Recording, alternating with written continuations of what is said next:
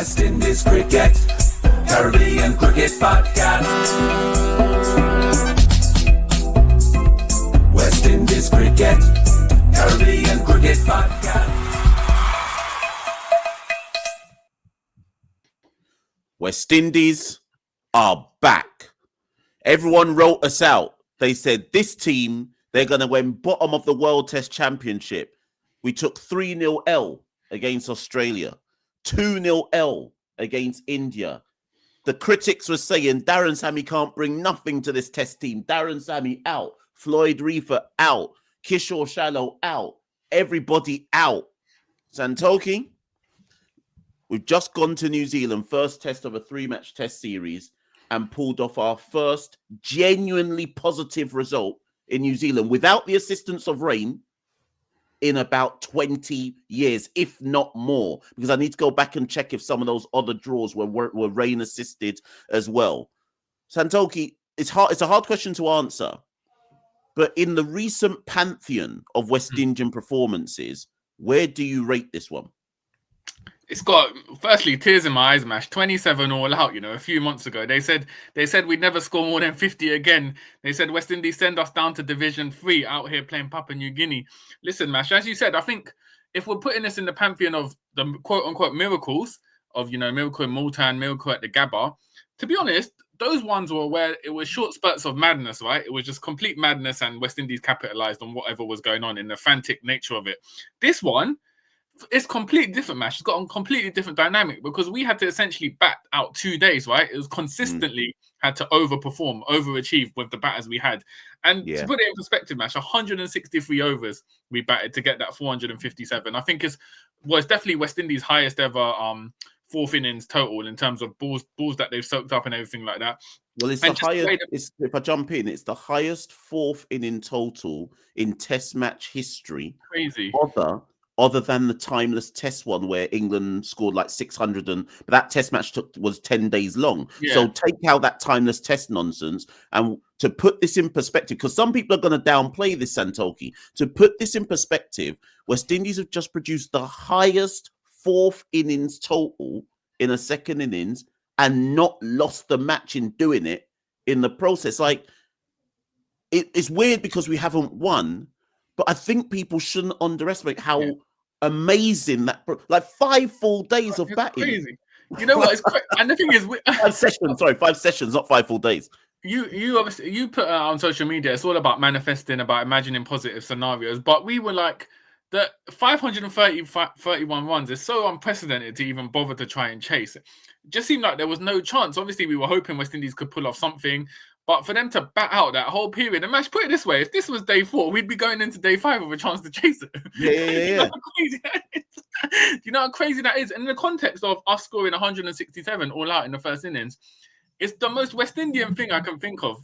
I can't. There's no logic. We can analyze sort of the performance and stuff, but there's no rational logic as to why we managed to score 457. Yes, New Zealand were missing 2 of their bowlers. They still had 2 frontline bowlers. They still put on 2 spinners, and more not. It's more about the application the batter showed, particularly Kemar Roach towards the end, and it was completely unlike anything we've seen in recent tests from West Indies. I mean, you can say we were building upon that in India in the last innings we did when we scored the 390, but this is a completely different level because it's more about the mental aptitude. And it's as you said, Mash, you've always said it for the past few months. It's about trusting the process, right? Sammy said he's building something. It was never going to be a case of, okay, cool, Sammy's in place. We're going to go to New Zealand and beat them just because Sammy's in place and Hope's back in the side. It's about those building blocks. So yes, in years to come, people will look at the score for this and say, oh, it's a draw.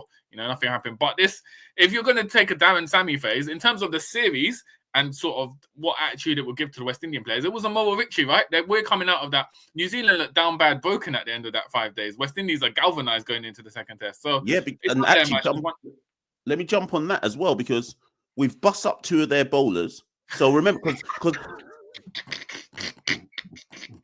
they didn't want the smoke, They didn't want the smoke, bro. Bowlers ran from us, cuz. They saw the West Indian juggernaut coming and said, "We don't want none of this, right?" So the next Test match actually starts on Tuesday. It's only 3 days away. Yeah. So actually, this is quite significant. All jokes aside, this is quite important.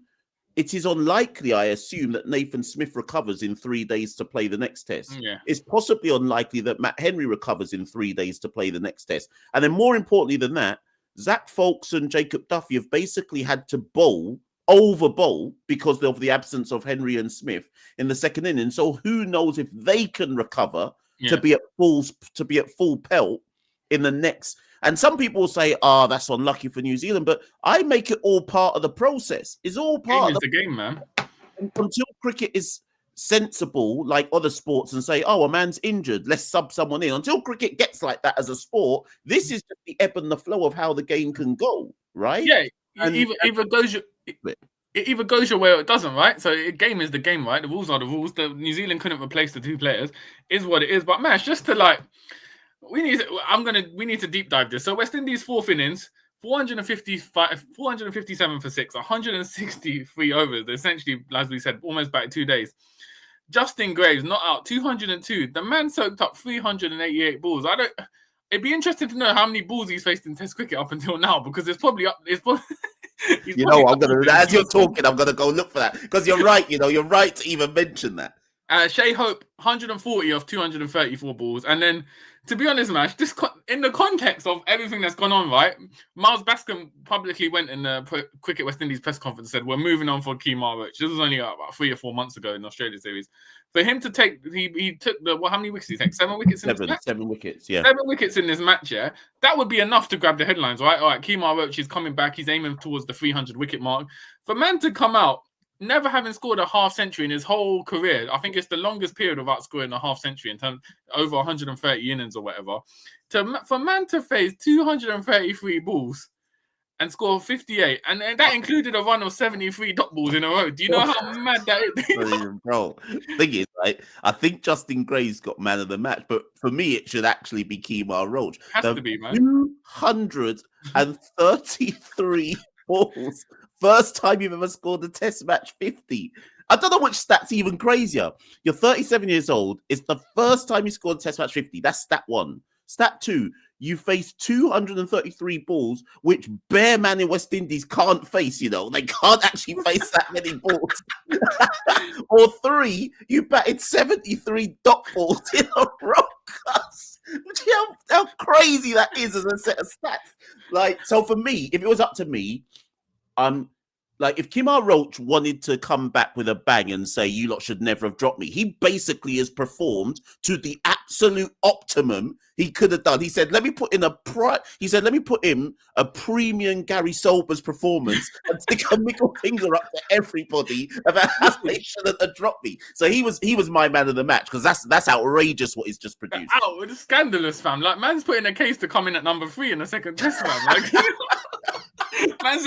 Man said, if I'm not solving the bowling problems, I'm solving the batting problems. Either way, I'm not going, fam. It's absolutely crazy. And also, Justin Greaves, the 388 is the most balls ever faced by a West Indian batter in the 4th innings.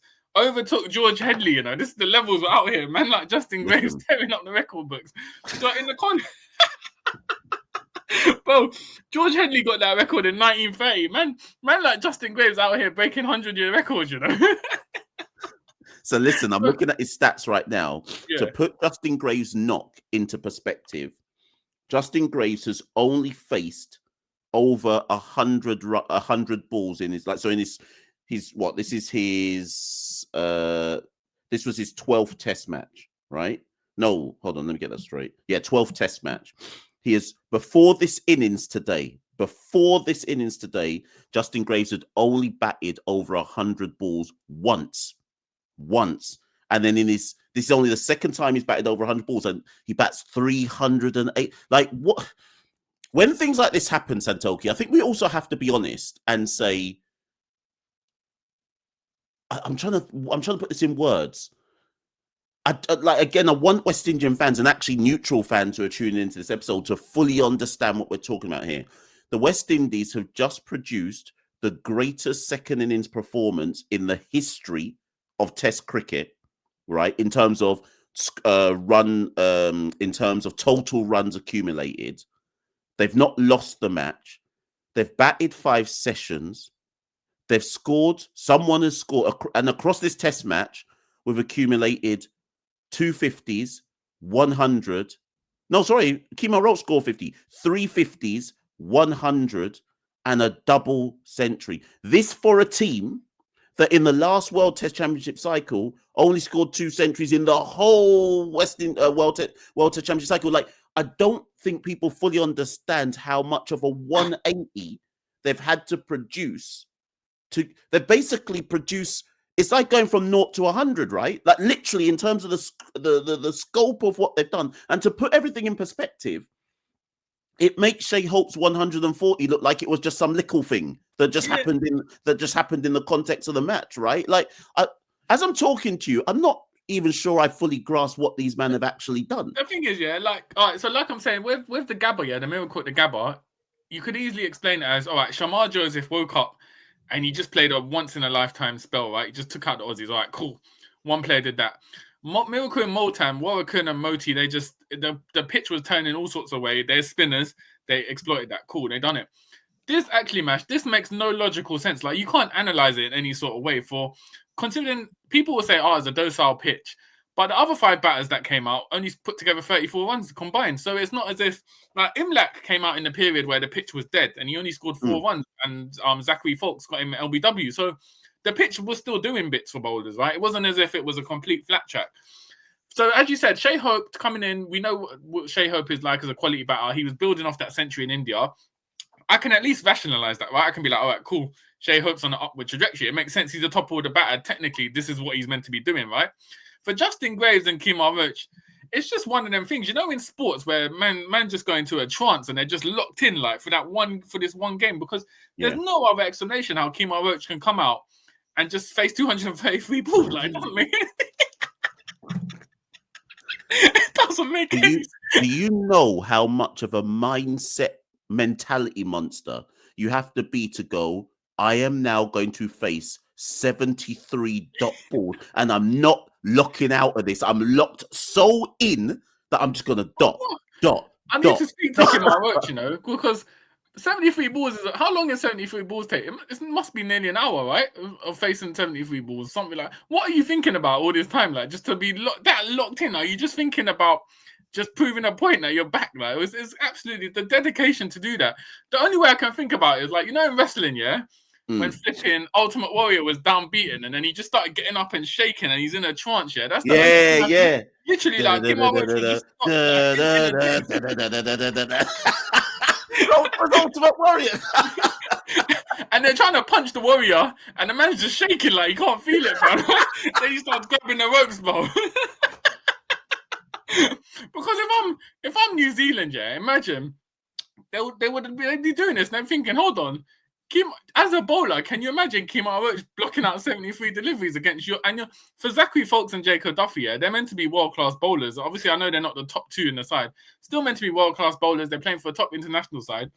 Like, Kemar Roach just blocking off them and the spinners 73 balls. Do you know how demoralizing it must have been for the New Zealand players? And like I said, if we're looking at this holistically as a series, it's one up in terms of the confidence stakes for West Indies heading into that second test. Because now New Zealand out of nowhere, at lunch on day 4, New Zealand would have thought, all right, cool, we can wrap this up today. We'll have the weekend off. Now they're certainly thinking, like Kane Williamson and all their men are thinking, wow, we need to fix up, you know. We're down bad out here. We need to come back and we only got 3 days to turn it around. Yeah. So the West Indies West Indies basically had New Zealand out in the field for 2 days, right? And bruck up their bowlers in the process, right? To put this in perspective, though, so people fully understand Kemar Roach's 73 dot balls, I was just doing some stats as Santokie was talking. Across the test match, John Campbell only faced 40 balls. Ali Kathanays faced 56 balls. Roston Chase faced 23 balls. And Tevin Imlak faced 75 balls. That puts Kemar Roach's knock in perspective. Kemar Roach faced more dot balls in a row than 4 of our top 7 even batted in the duration of the whole test match. You know how crazy that is as a stat. They need to put the compilation together. Kemar Roach all 73 dot balls in a row and just show that to every youth, man. Play that at the academy all day and say, look, this is how you're meant to bat, man. Kemar Roach showing the way. But Mash, I think in the first innings, we saw Tej Naran Chanderballs soak up balls. We saw Shai Hope soak up balls. But this really highlights sort of the disparity at the moment with our top order batters. As you said, John Campbell, Alec Afanese, Roston Chase, they just couldn't hang around. Imlach as well. So as much as we'll celebrate sort of what Greaves, Hope, and Roach did, it also puts it into even more perspective how down bad at the moment the rest of our top order is. And hopefully they'll see these performances and think, hold on. One, it will add pressure onto them because they're thinking, hold on, Kemar Roach is making us look like a joke, man. We're the guys who are getting paid to bat, right? He's not even, he's meant to take the wickets.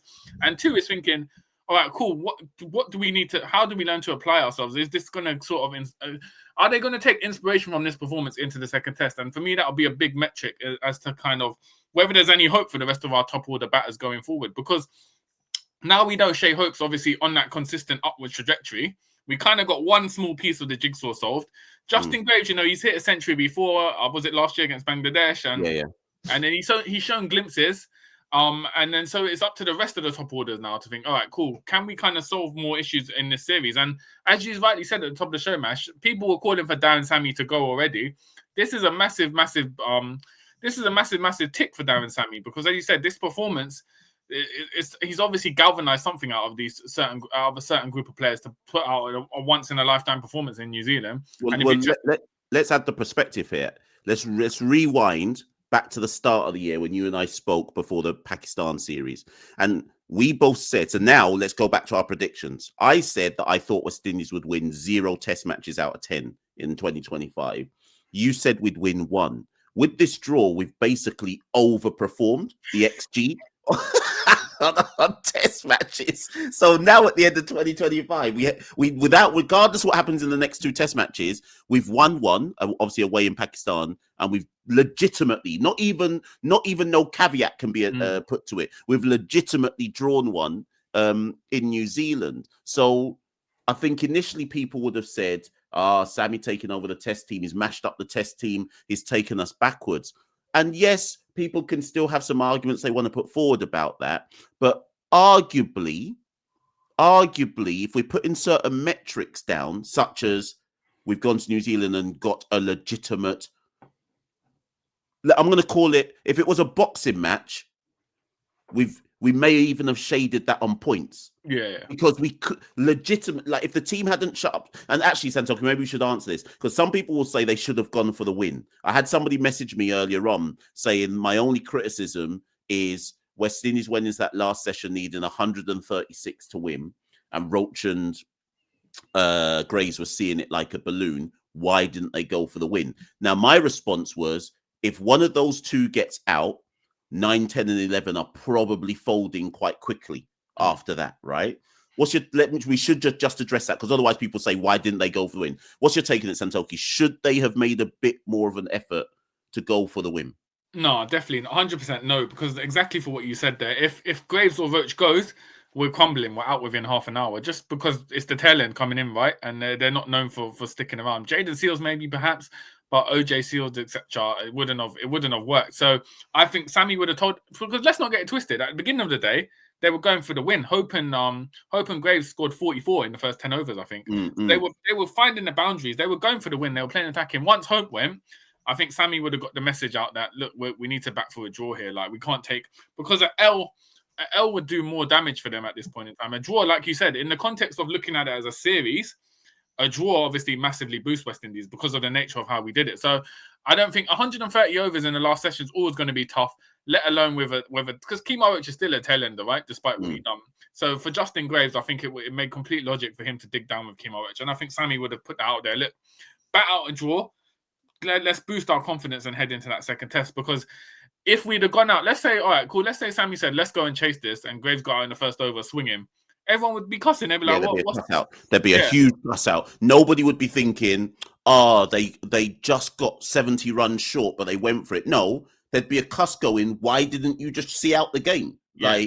And ultimately, what I suspect happened, because I did a day 4 review / day 5 preview show. And in that, the target I set the team was get to T. Get to T and then assess where you're at. I suspect that's probably what they set themselves as well, where they were like, let's just try get to T.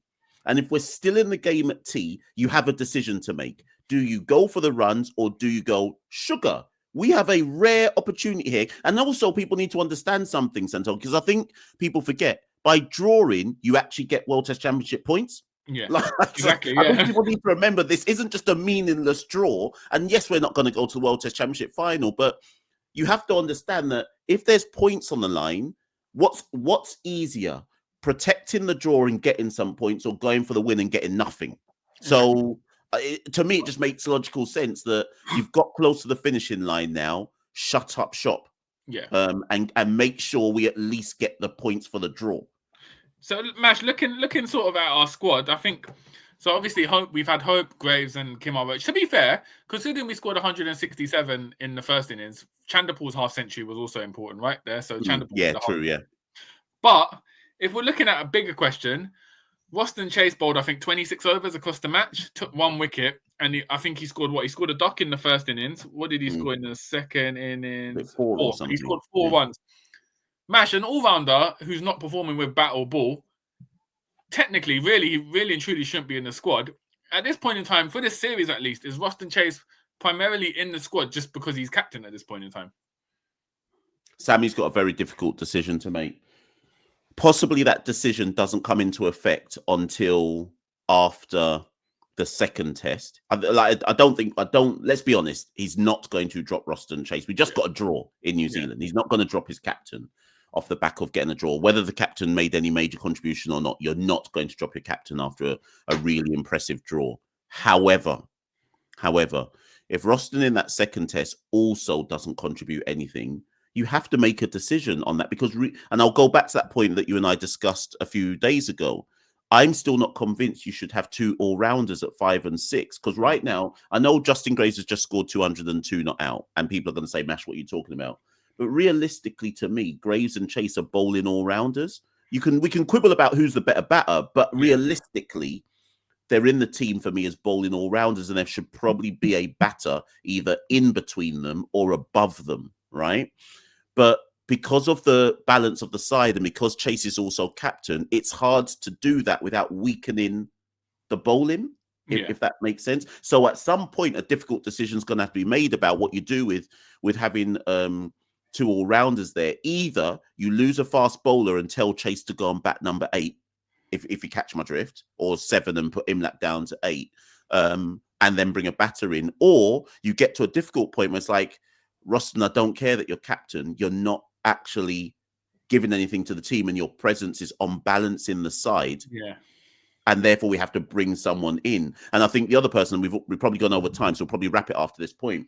And the other person that they're going to have to make a decision about is Alec Athanaze. Yeah, definitely. Because he's looked out of sorts as well. Big whole fanfare amongst the media and some of the fan base when Sammy brought him back, going, yeah, Sammy's showed that he don't know what he's doing because he's just bringing back the guys who succeeded under Kohli, blah, blah, blah, blah, blah, blah, blah. Athanaze is yet to get a 50, right? And then I'm not saying that that's the only metric, but the reality is he's yet to get a 50. Didn't in India and has looked a bit out of sorts on the bouncy tracks in New Zealand, right? And with Hodge and King in the background, I just wonder if they're going to think about that as well. Yeah, it wouldn't surprise me to see Hodge come back in. I think he's been picked for a reason. I was surprised he didn't get played. He wasn't pulled up for the first test, but it wouldn't surprise me.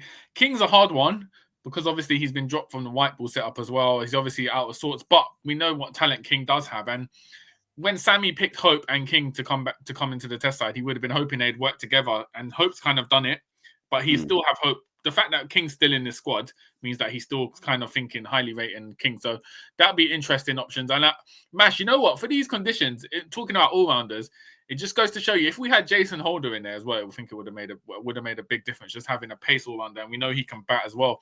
Because I agree. I think with you, what you said, 2 bowling all-rounders at the moment, it's not currently working. And the weird thing about cricket is, you know how in football, like being a captain is not that. It's obviously it's a respected thing, but it's not like a treasured thing. You can move your captain around. You can not play them for a few games. I think the optics of dropping your captain, Roston Chase, for the next test wouldn't be good. Whereas I think if you were just basing it on performance, if Roston Chase wasn't captain, he wouldn't be in the second test because he hasn't. 100%. Yes, that's what that line there sums it up. If he wasn't captain, we wouldn't even be discussing anything about should he play, should he not play. Just be, well, you're not playing. But then I'm also like, obviously, vice captain isn't the same status, but we easily dropped Jamal Warwick from the match. Yes, so exactly. Is it because the second test isn't going to be fruitful for spinners, right? We know that. So is Roston Chase? You're just going to carry him in and think, okay, we might need you for a few overs here or there, 15 to 20 overs, and then we'll hope you put up runs. When really and truly, we could do with reinforcing it with extra batting, for instance, like a Brandon King or Kevin Hodge coming in. But let's call it what it actually is. Roston is in the team to bat, whatever his role is, and whatever we can make quibble about this, that, bowling all round and this, that. The reality is, if you're batting number 5, you're in the team to bat first and foremost. That's what you're supposed to. That's the metric you're supposed to be getting judged on first and foremost. And to me personally, if there is a difficult decision to be made, I don't think it'll be made for the second test. No. Too short of a turnaround. But if in the third test, or when we next play against Sri Lanka or whoever it is next year, there is a decision to be made, to me, it's not that difficult. You just make Shai Hope captain. I know Shai doesn't want to be captain, and the whole story goes that Shai didn't want to come back and be test captain at the same time. But that's, to me, that's the obvious thing you then do. You just have to pass it to Shai and say, well, boy, you're going to have to take over. But we'll see, Santokie. To me, that's an undercurrent subplot that we can currently avoid for now, but it's bubbling. Yeah, I think if we're throwing another thing into the category, we'll get onto it probably at the end of the series, because like you, I don't think we're going to make any changes for the second test. But Imlak as a wicketkeeper not scoring runs. Obviously, we know he's a good glove man in the region, but inevitably, like we said, he came out with a job to do with Greaves at the crease, soak up some balls, kind of put the pressure back on New Zealand, and he went for 4 runs, right? He got LBW plumb. So Imlak as well, struggling with the bat. It's obviously going to inevitably ask questions. Where's Josh De Silva? Or are we not put another wicketkeeper in who can kind of bat as well? So those are questions. I don't think Sammy will make a change this series, but or he could do for the third test. You never know, but at least not for the second test. But it leads to undercurrent of questions, because again, this kind of shows you the value of Hope. There'll be question marks about should Hope wicket keep from some people as well at some point in time. So you've got the question of should Hope captain, should Hope wicket keep, and it kind of shows you just how down bad we are generally, that so much has already fallen onto Shai Hope in terms of taking up responsibility. So those are all questions. But Mash, I think today's just a day to celebrate what's been a remarkable performance for West Indies and New Zealand. Obviously, while the rest of the world gets excited over the down bad Ashes, this was a proper classic test match, real application shown from West Indies. And obviously, they should take a well-deserved break before the next test starts. I think it's Tuesday night in England, and it'll be Wednesday in New Zealand. So going into that high of confidence, Mash, finally, before we head off, what's your sort of prediction? Do you actually see any changes happening, or do you think Sammy will go unchanged into that second test? I'm fully expecting I think 2 of the following 3 play in the next test match, but I don't know how they're going to do it. King, Hodge, Anderson, Phillip. 2 of those 3 for me come in the next test match, but maybe only one. Basically, there's at least one change. Let me change that. Yeah, at least one of those 3 is coming in next test match, but I just don't know yet how they're going to configure it. Yeah. And we just have to hope that Kemar Roach can hold out for the 3 tests as well, because he's obviously shown his value. And I think this will have fans in the region saying, hold on, Cricket West Indies can't retire, man. Roach has earned the right to retire in his own terms now, which is the matter of fact.